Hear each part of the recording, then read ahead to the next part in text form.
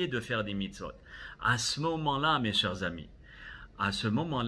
amis, les 365 jours qu'Akadosh Baruch Hu va nous donner, il va nous donner 365 jours de vie, une vie, et je précise de vie, parce qu'une personne peut vivre sans vivre.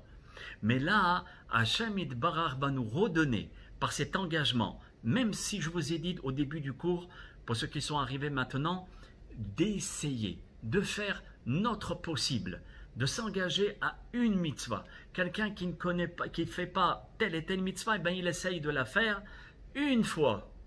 À ce moment-là, c'est comptabilisé là-haut pour pouvoir avoir une très bonne année de vie. Chers amis, à ce moment-là, lorsqu'une personne essaye de faire tout ceci, cela veut dire de faire un bilan, d'essayer de faire le mieux, de donner son cœur, d'essayer de faire une rétrospection, de prier à Hachem, de l'aider à faire teshuva, ça veut dire de se parfaire. S'il est nerveux, d'essayer d'être plus calme, de ne pas répondre de travers aux gens, etc. Cet homme-là, c'est évident qu'il est dans la teshuva. Donc cela veut dire que la personne, quand elle a ces 4 clés, ou ces 5 clés avec lui, c'est les clés depuis le début du cours, s'il les réunit et il les prend, c'est ça teshuva. On n'a pas besoin d'expliquer que teshuva avec des raisonnements compliqués et partir en philosophie d'études supérieures pour essayer de comprendre c'est quoi teshuva. Teshuva, c'est le cœur. Teshuva, c'est l'envie. Teshuva, c'est donner ton être, donner ton cœur, faire les choses. Et ça, si vous voulez, mes chers amis, c'est la teshuva. Tashuv, revient. Ça veut dire que même si on s'écarte un petit peu, hop là, j'essaye de faire le bien. Je ne m'habille pas convenablement, j'essaye une fois par semaine de m'habiller convenablement. Je ne fais pas le Shabbat, j'essaye une fois par semaine, le vendredi soir, de faire le Shabbat. 1 heure.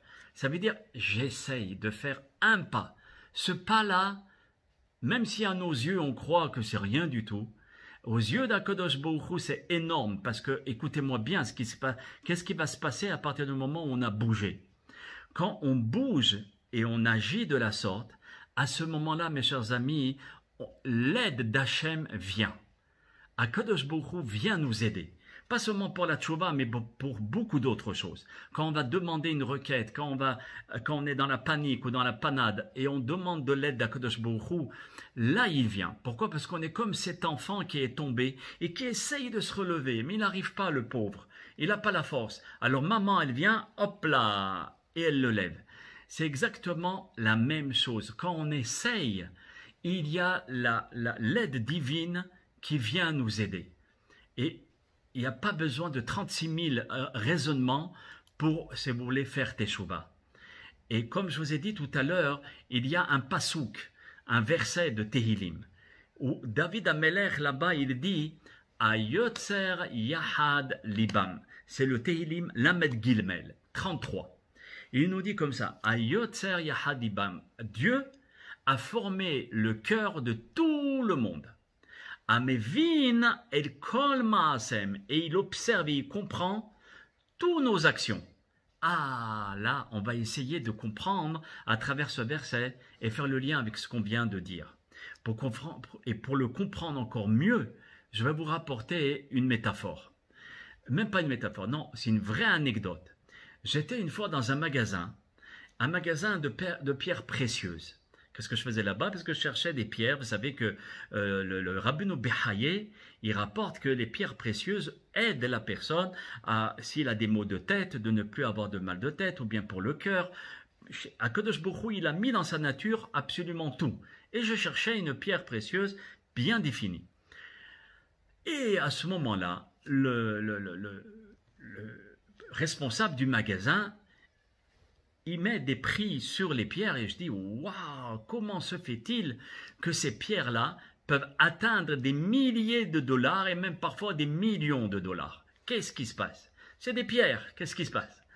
Alors le bijoutier, il m'explique et il me dit « Normalement, ces pierres-là, on les met dans un écrin, dans un étui adapté à ces pierres-là. Pourquoi? de façon de les protéger. Parce que s'il y a une rayure ou bien un point noir sur la pierre, alors la pierre, elle descend de niveau. S'il y a un point, hop là, c'est 30 000 $ de moins. Un autre point, 50 000 $, et etc. jusqu'à un certain point où la pierre, elle ne vaut rien. Ça veut dire que cette métaphore que je vous rapporte, c'est une vraie anecdote parce que je ne comprenais pas pourquoi des pierres étaient si chères.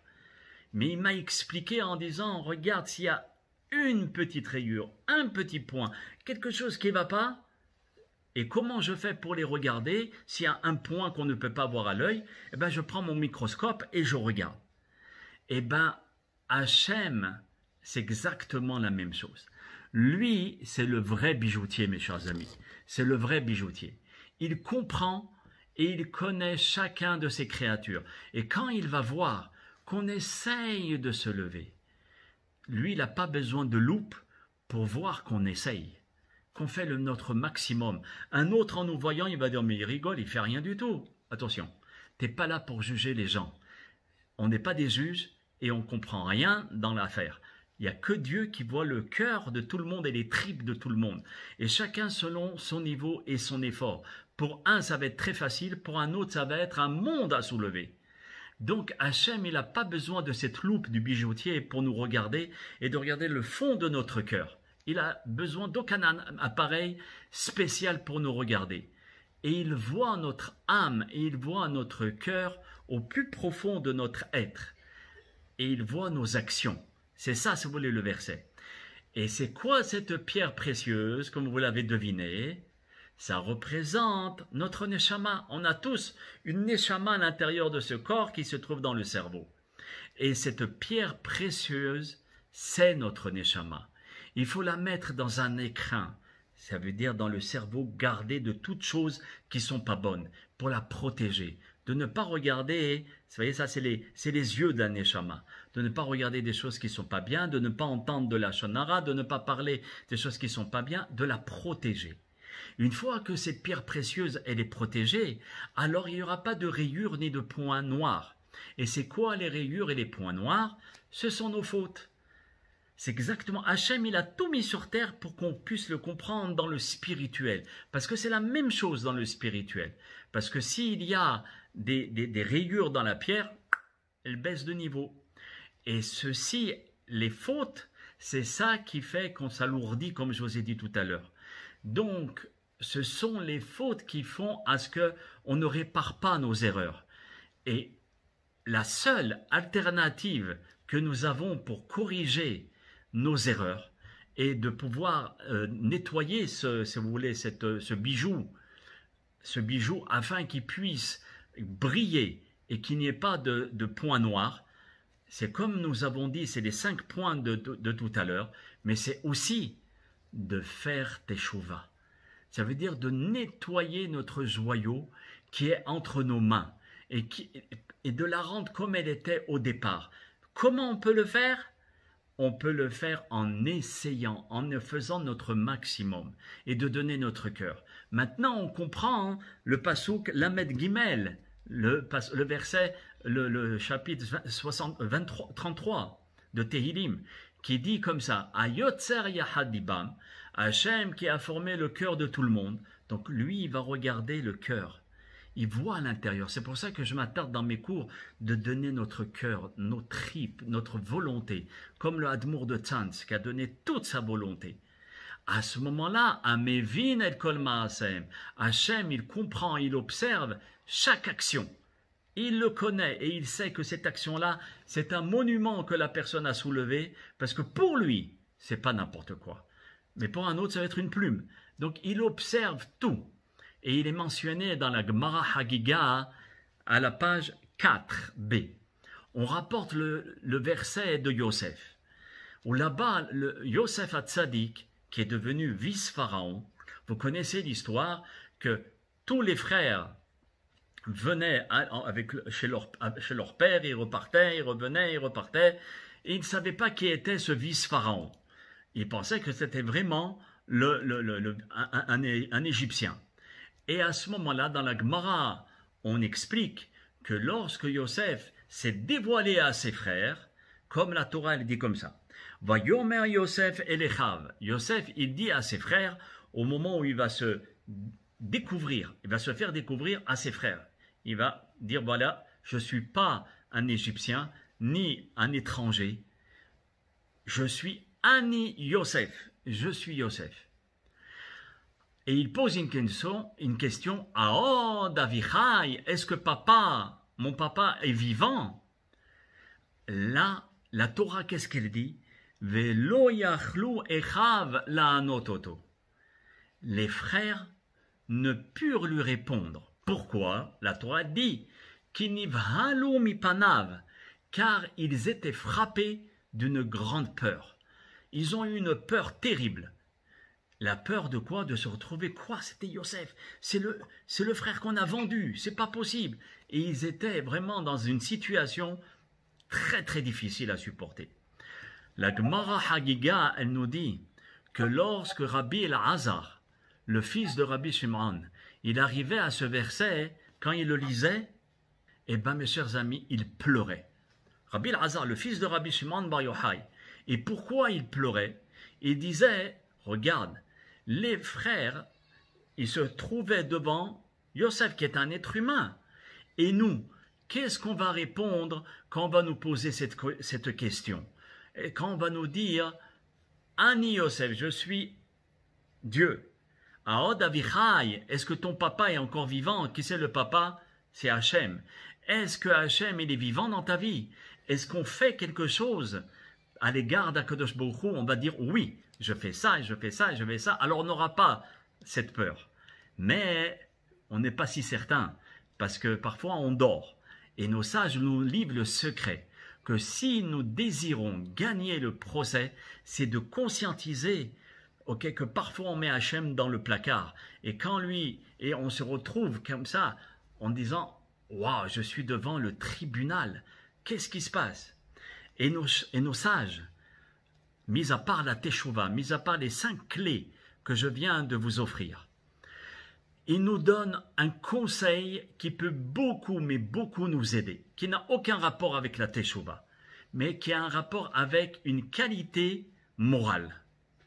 C'est un mot qui revient plusieurs fois dans la prière. Et ce mot-là, c'est Avinu Malkenu Zachor Ke'afaranachnu. Notre Père, notre Roi, souviens-toi que nous sommes que poussière. Si un tribunal, par exemple, c'est un tribunal, il va se rassembler parce qu'une personne a convoqué, qu'est-ce qu'il a convoqué au tribunal? Eh bien, une poussière. Une poussière à juger. Quand les juges ils vont être là, ils vont dire oui, où est la personne à juger? Et puis toi tu dis, le voilà, il est là sur le meuble, une poussière. Les juges, ils vont rigoler, ils vont dire, dis-moi, qu'est-ce que tu fais perdre notre temps? Et aussitôt, ils vont fermer tous les livres et ils vont annuler le procès et ils vont partir. C'est exactement la même chose par rapport à nous. Nous sommes à présent dans les jours de miséricorde, mes chers amis. Demain soir, c'est les jours de miséricorde Elul, Ani Ledodi, Vedodili.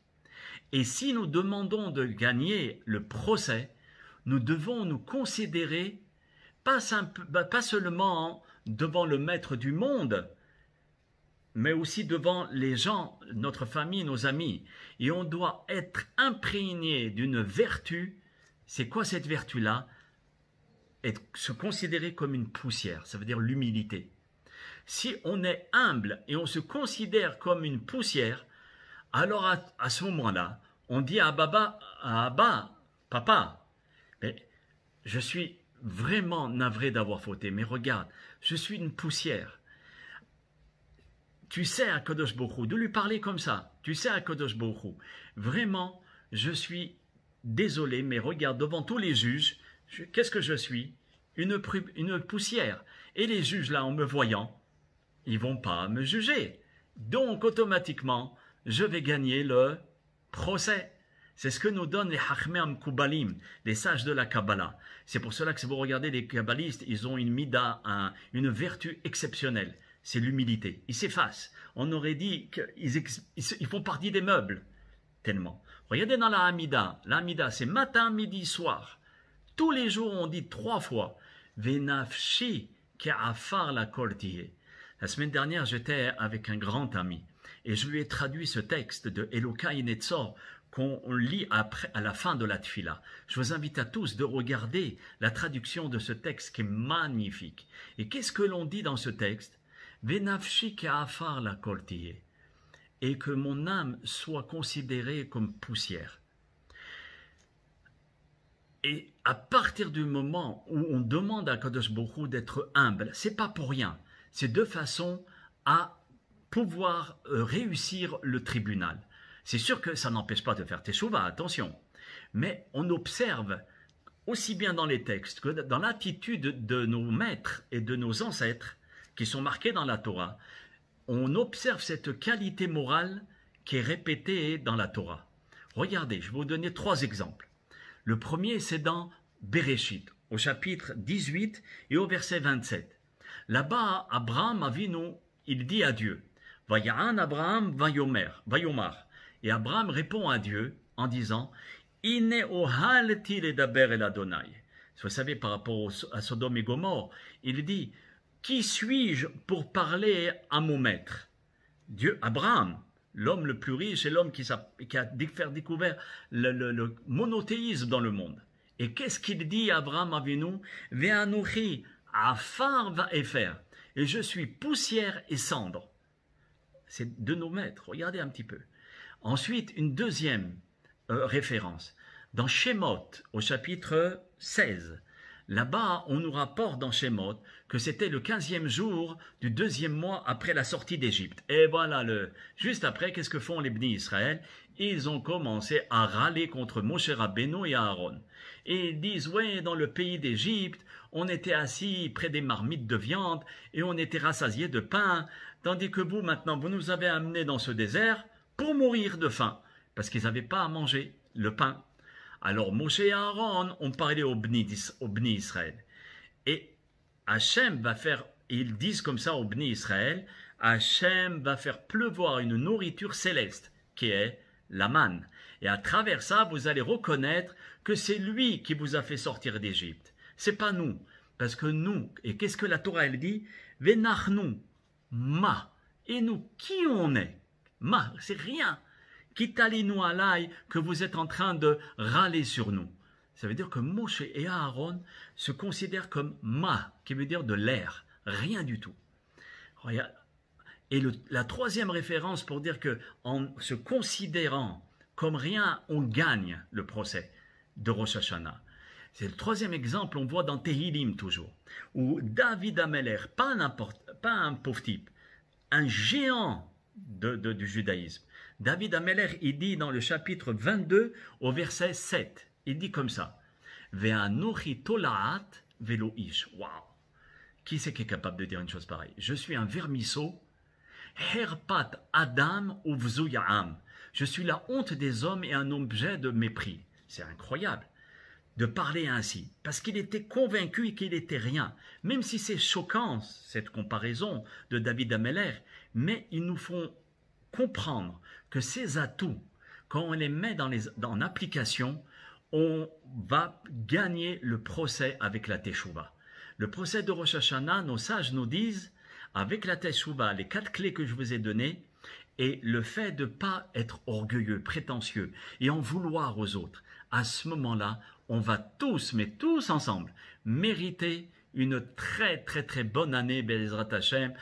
Et c'est ça, si vous voulez, la force de ce cours, c'est d'avoir des outils, d'avoir des clés afin de pouvoir réaliser à ce que l'année prochaine, Be'ezrat Hashem à Rosh Hashanah, aucun décret négatif sera signé par le tribunal céleste. Amen, Kenny Ratson. Il n'y aura que du positif et que des belles choses qui vont s'appliquer pour tout le Ham Israël et le monde entier. Amen, Kenny Ratson.